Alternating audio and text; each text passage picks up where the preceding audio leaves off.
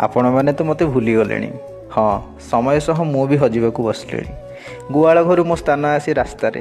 କୁଣ୍ଡା, ନଡ଼ା, ଚୋକଡ଼, ତୋରାଣୀରୁ ଆସି ପ୍ଲାଷ୍ଟିକ ଜରି ଓ ଫିଙ୍ଗା ହୋଇଥିବା ଭୋଜିର ଖଲିପତ୍ରରେ ପହଞ୍ଚି ସାରିଛି। ସତରେ କ'ଣ ମୁଁ ଏ କିଛି ବର୍ଷ ମଧ୍ୟରେ ଏତେ ଅବହେଳିତ ହୋଇଗଲି? ବୋଧହୁଏ ବଉଳାର ଆତ୍ମକାହାଣୀ ରଚନା ବହିରୁ ହଜିବାର ଶେଷ ଦ୍ୱାରରେ।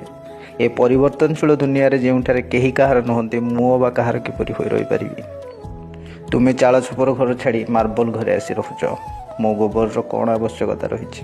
ବଜାରରେ ମିଳୁଥିବା ପ୍ରୋଟିନ୍ ପାଉଡ଼ର ଖାଇ ଶକ୍ତିଶାଳୀ ହେଉଛ। ମୋ କ୍ଷୀରର କ'ଣ ବା ଦରକାର? ବିଲାତି କୁକୁର ଧରି ବୁଲିବା ଲୋକ କାହିଁ ଅବା ମୋ ବାଛୁରୀ ସହ ଖେଳିବେ? ଆପଣ ଅବହେଳିତ ହେଲେ ଆପଣଙ୍କୁ କଷ୍ଟ ହୁଏ, ମୋତେ ମଧ୍ୟ ହେଉଛି। ମାତ୍ର ଆପଣ କହିପାରନ୍ତି, ମୁଁ କହିପାରେନି। ମୁଁ ଆପଣଙ୍କ ସଭ୍ୟତା, ପରମ୍ପରା, ସଂସ୍କୃତି, ଐତିହ୍ୟର ଅଂଶ ହୋଇ ରହିଆସିଛି। ମୁଁ ବିଲୁପ୍ତ ହେବା ପୂର୍ବରୁ ମୋତେ କ'ଣ ଆପଣ ଆପଣେଇ ପାରିବେନି?